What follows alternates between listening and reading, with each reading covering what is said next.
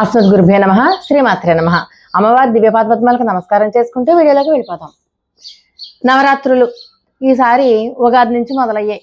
19వ తారీఖు నుంచి 27వ తారీఖు శ్రీరామనవమి దాకా లలితా నవరాత్రులు, వసంత నవరాత్రులు అని చెప్పి పిలుచుకుంటాం. అయితే ఈ నవరాత్రులలో అమ్మవారిని ఏ రకంగా పూజించాలి, మనకి ఆర్థిక బాధలలో ఉన్న వాళ్ళు ఎలా పూజించాలి, పెళ్లి కావాల్సిన వాళ్ళు ఏం చేయాలి, ఏ నామ మంత్రాన్ని పట్టుకుంటే అమ్మవారి కటాక్షం ఉంటుంది. ఎందుకంటే ఈ నవరాత్రులు 9 రోజుల్లోనూ కూడా అమ్మవారి యొక్క శక్తి అపరిమితంగా ఉంటుంది. ప్రకృతి మొత్తం ఇదంతా కూడా నిండిపోయి ఉంటుంది.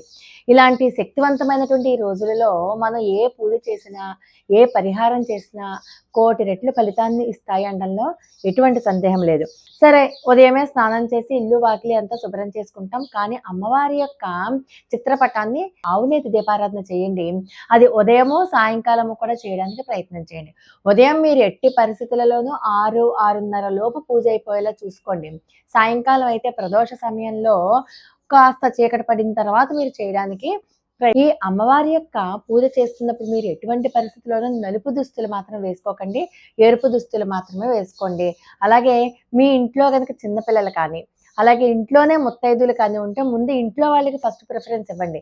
చిన్నపిల్లలు ఉన్నా ఒకరోజు చిన్నపిల్లలకి చక్కగా కాళ్ళకి పసుపు రాసి, గోరింటాకు పెట్టి, వాళ్ళకి బొట్టు పెట్టి, చక్కగా చందనం అది రాసి వాళ్ళని బాగా అలంకరించండి. అంటే కుమారి పూజ చేసినట్లు అనమాట. అమ్మవారి యొక్క స్వరూపమే కుమారి పూజ అంటే.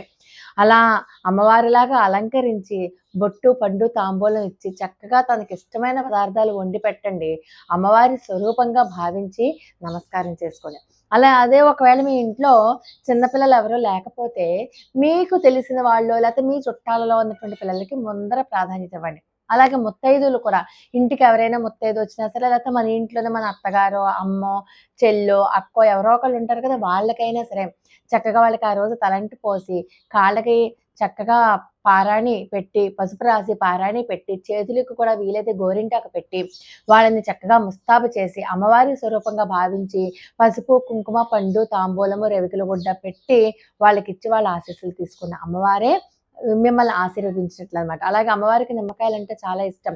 ఈ నవరాత్రులు 9 రోజులు కూడా వీలైతే రాహుకాలంలో, ప్రతిరోజు వచ్చే రాహుకాలం అంటే ఒక్కొక్క రోజు ఒక్కొక్క రకంగా ఉంటుంది రాహుకాలం. ఆ రాహుకాలంలో మీరు దీపారాధన చేయండి. నిమ్మకాయ దీపారాధన, అది కూడా దేవాలయంలో. లేకపోతే ఖచ్చితంగా మంగళవారం నాడు దుర్గాదేవి యొక్క ఆలయంలో 3 గంటల నుంచి 4:30 మధ్యలో రాహుకాల దీపారాధన చెయ్యండి. చేసి తీరాలి. ఈ 9 రోజులు కూడా మీరు ఏ రకమైన కోరిక కోరుకుంటే ఆ రకమైన కోరికలన్నీ కూడా నెరవేరుతాయి. అలాగే మీరు లలితా సహస్రనామం చదువుకున్నా, అలాగే కనకధార స్తోత్రం చదువుకున్నా, లలిత అష్టోత్తరం చదువుకున్నా, లలిత పంచరత్న స్తోత్రం చదువుకున్నా, ఏది చదువుకున్నా, దుర్గా సప్తనామావళి, దుర్గా అష్టోత్తరం, దుర్గాదేవి యొక్క 32 నామాలు, దుర్గాదేవి యొక్క సహస్రం చదువుకుంటూ అర్చన చెయ్యండి. అలాగే మీకు ఇంట్లో కనుక అనవసరపు ఖర్చులు పెరుగుతూ ఉన్నాయనుకోండి, డబ్బులు ఉత్తినే ఖర్చు అయిపోతున్నాయి, ఎందుకు ఖర్చు అవుతున్నాయో తెలియదు, ఇలా తెచ్చిన డబ్బులు అలా వెళ్ళిపోతున్నాయంటే మీరు ఖచ్చితంగా ఏం చేస్తారంటే పసుపు కొమ్ములతో అమ్మవారికి అష్టోత్తరం చేసుకోండి. ఆ అష్టోత్తరం చేసినటువంటి పసుపు కొమ్ములని ఎర్రటి గుడ్డలో కట్టి, అది మీరు ధనాన్ని నిల్వ చేసేటటువంటి మీ బీరువాలో, మీరు ఎక్కడ డబ్బులైతే పెట్టుకుని దాచుకుంటారో ఆ బీరువాలో పెట్టుకోండి. అనవసరపు ఖర్చులన్నీ తగ్గిపోతాయి. ఈ నవరాత్రులలో మీరు చేసే ఏ పూజ అయినా సరే మీకు అఖండమైన ఫలితాన్ని ఇవ్వడమే కాదు, మీ ఇంట్లో ధనానికి, ఆహారానికి లోటు లేకుండా చేస్తుందన్నమాట. లేకపోతే ఆడవాళ్ళు తమ సౌభాగ్యాన్ని కలకాలము పచ్చగా ఉంచుకోవాలన్నా కూడా అష్టోత్తరం చేసేటప్పుడు ఒక శుక్రవారం పూట, అది కూడా సాయంకాలం సమయంలో కనుక కుంకుమ పూజ చేసినట్టే ప్రతిసారి 108 సార్లు కుంకుమ వేయాల్సిందే. అష్టోత్తరం చదివేటప్పుడు ఒకేసారి కుంకుమని ఇంత కుంకుమ చేత్తో తీసేసుకుని ఇలా గోరుతోటి ఇలా ఇలా ఇలా ఇలా ఇలా 108 సార్లు ఇలా దులపకూడదు. అది అలా చేసే కుంకుమ పూజ ఫలితాన్ని ఇవ్వదు. అందుచేత మనము 108 సార్లు కుంకుమని ఈ ముద్రతోటి 108 సార్లు కూడా అమ్మవారి పాదాల దగ్గర వేస్తూ కనుక కుంకుమ పూజ చేసినట్లయితే భర్త ఆయుర్దాయం పెరుగుతుంది, మీ కడుపు చలవ చేస్తుంది. అంతేకాదు మీ ఇంట్లో భార్యాభర్తల మధ్య అన్యోన్యత కూడా చాలా చక్కగా ఉంటుంది. భర్తకి ఆదాయం కూడా పెరుగుతుంది. కాబట్టి కుంకుమ పూజ చేసుకుంటూ ఉండండి. కుంకుమ పూజ చేస్తే చాలా మంచి ఫలితాన్ని వల్ల సంతోషంగా ఉండాలి, సుఖంగా ఉండాలి, ఆనందంగా ఉండాలి అంటే మీరు పూజలో దద్దోజనాన్ని నైవేద్యంగా పెట్టండి. దద్దోజనాన్ని నైవేద్యంగా పెట్టి, ఆ నైవేద్యంగా పెట్టినటువంటి దద్దోజన ప్రసాదాన్ని అందరికీ పంచిపెట్టండి. అప్పుడు మీరు కుటుంబంలో కలహాలు పోయి సంతోషంగాను, ఆనందంగాను ఖచ్చితంగా ఉంటారు. అలాగే చిన్నపిల్లలు, ముత్తైదువులు ఉంటే వాళ్ళని చక్కగా ఆదరించండి. వాళ్ళ మీద ఎటువంటి పరిస్థితులలో విసుక్కోవడం కానీ అవి చేయకండి. మీ ఇంటికి ఒకళ్ళ కంటే ఎక్కువ మంది చిన్నపిల్లలు వచ్చారనుకోండి, వాళ్ళకి చాక్లెట్‌లు గానీ, తీపి పదార్థాలు, లడ్డు, బెల్లం ఇలాంటివి ఏదైనా పెట్టండి. 2 పూటలా కూడా దీపారాధన చేయడానికి అలవాటు చేసుకోండి. ఖచ్చితంగా చేయాలి. 2 పూటలా దీపారాధన చేయాలి. రెండో పూట దీపారాధన చేసి మీరు యథాశక్తి పుష్పమో, పండో సమర్పిస్తారు కదా! తర్వాత పచ్చ కర్పూరంతో అమ్మవారికి మంగళహారతి ఇవ్వండి.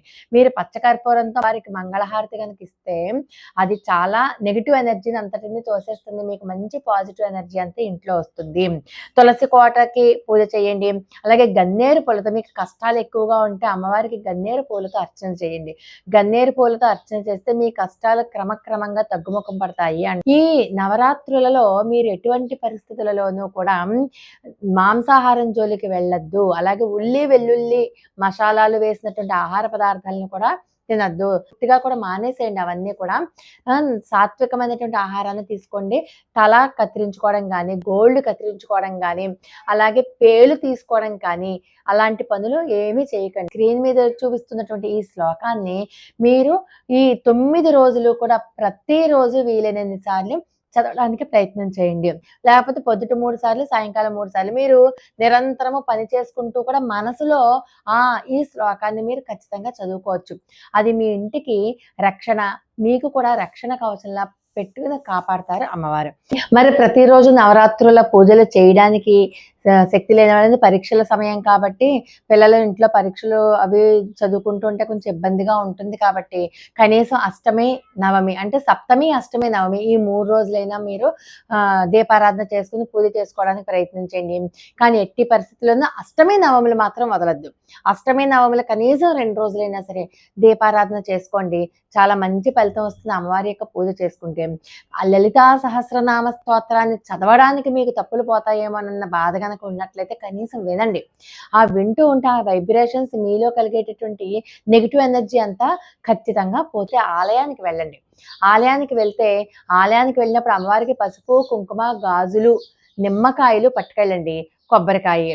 అలాగే మీ స్తోమతను బట్టి చీరో లేకపోతే రవికుల గుడ్డో పట్టుకెళ్ళండి. అమ్మవారికి సమర్పించండి. అక్కడ అమ్మవారి దగ్గర కాసేపు కూర్చుని ఓం ఐం హ్రీం శ్రీం శ్రీమాత్రే నమః అన్న మంత్రాన్ని వీలైనన్ని సార్లు చదవండి.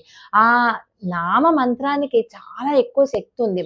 అందులోని మీరు అమ్మవారి సమక్షంలో చదువుతున్నప్పుడు ఆ వైబ్రేషన్స్ ఏం చేస్తాయంటే మీకు ఉన్నటువంటి అన్ని రకాల క్లేశాలని, మానసిక, శారీరక క్లేశాలన్నింటినీ కూడా తీసేస్తాయి. కానీ వీలున్నప్పుడు మాత్రం తీపి పాయసం కానీ, పరవన్నం కానీ, దద్దోజనం కానీ, పులిహార కానీ మీకు ఎప్పుడు వీలైతే అప్పుడు ఫలానా రోజని కాదు నైవేద్యం పెట్టండి. అది అందరికీ పంచిపెట్టండి. అది చాలా మంచి శుభ ఫలితాలను ఇస్తాయి. ఇంట్లో గనక నెలసరి కలుపుకునే వాళ్ళు మాత్రం ఏ పరిస్థితులలోనూ అమ్మవారి పూజ చేయొద్దు. మీరు ఆలయానికి కూడా వెళ్ళడానికి కుదరదు. అలా వెళ్ళాలి అంటే మీరు ఇంట్లో నెలసరి కలుపుకోకుండానే ఉండాలి. అలాంటి వాళ్ళు మాత్రమే ఈ పూజ చేసుకోండి. లేనంత వరకు దాన ధర్మాలు చేయండి. అమ్మవారికి ఎవరైనా పేదవాళ్ళకి దానాలు చేసే వాళ్ళంటే చాలా ఇష్టం. కనీసం మజ్జిగో, పాలో, లేకపోతే మంచినీళ్ళో, కాస్త ఆహారమో ఏదో ఒకటి దాన ధర్మాలు ఖచ్చితంగా చేయండి. ఇంటికొచ్చినటువంటి ముత్తైదుకి తాంబూలం ఇవ్వకుండా మాత్రం పంపకండి. బొట్టు పెట్టి తాంబూలం ఇచ్చి పంపించండి. దానివల్ల అమ్మవారు చాలా ప్రీతి చెందుతారు. లోకా సమస్త సుఖినో భవంతు. మరొక అద్భుతమైన వీడియోతో మళ్ళీ కలుసుకుందాం.